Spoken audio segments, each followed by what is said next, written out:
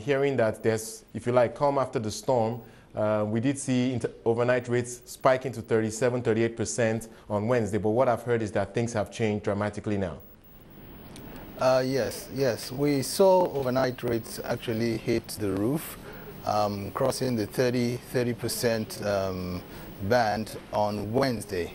But as at yesterday, by the close of trading, it had receded, dropped down to 20% levels. Now, the reason for this majorly is because we had quite some activity in the market yesterday. There were inflows of funds from joint venture cash calls, close to about 30 billion. We also had maturing OMO bills of over about 80 billion that hit the system. And so these levels, these inflows sort of brought down the liquidity squeeze, and we had more money in the market, and therefore we saw the rates trending down. But the big question is, can this be sustained? We've seen this type of volatility recently. Of course, Wednesday was a bit of an exception where we saw it move to about 38%. But your thoughts on where we may see interbank rates going forward? Because we know that the background to all of this is the decision of the Monetary Policy Committee to tighten monetary policy. Yes, I still feel that we're still going to see, going forward, we're still going to see rates in the upper 20 regions. Mainly because, yes, the liquidity was tempered yesterday by inflows, but when that dries up, we're going back into the circle again. So looking into next week, except we have some major inflows into the market, then we could see the trades, the rates also begin to trend upwards. And remember that a lot, like today, we are funding for WDAS today, so there will be some pressure on the rates. And then some of the CBN directives, like restricting access to the CBN window, repo and SLF windows, if you are going to WDAS, then those policies would also affect market liquidity and would probably keep the rates at the upper levels. Well, clearly the central bank will be keeping a very close eye on developments here. Of course, 38%, like many said earlier this week, are pretty much crisis levels. Do you think we could hit that point again next week?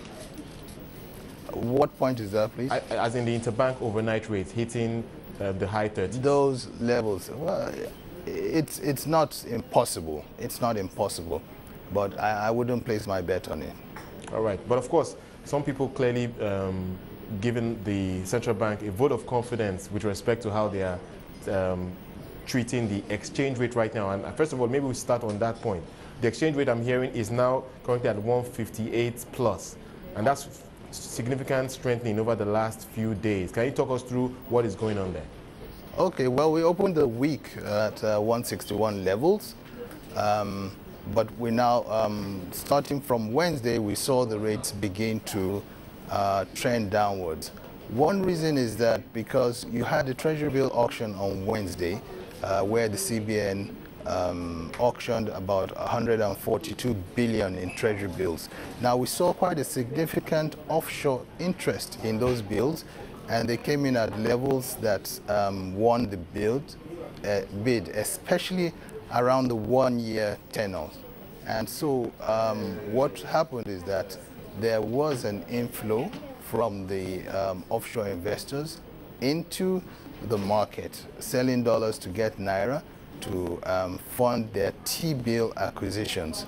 So that brought in money, dollars into the system. We also saw some major oil companies also auctioning dollars. And so we had a situation where there was quite some inflow of dollars into the FX market. And you have to also consider the fact that the net open position of the banks have been slashed from 3% to 1%. So this reduces the ability of banks to hold positions overnight.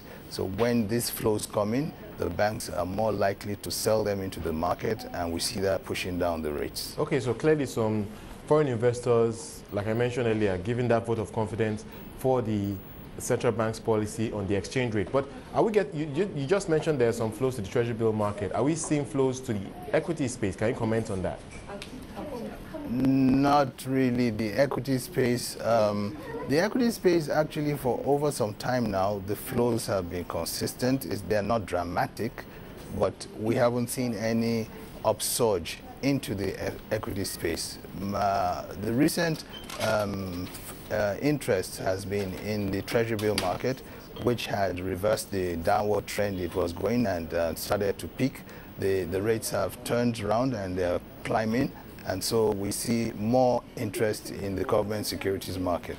Right. I'm not sure if you've considered this, but we do know that there is power reforms in the air in Nigeria, and clearly some foreign investors are looking into that space. Do you anticipate some major inflows as a result of investments going into the power sector as well? Because that's something that could give the Naira even further support going forward.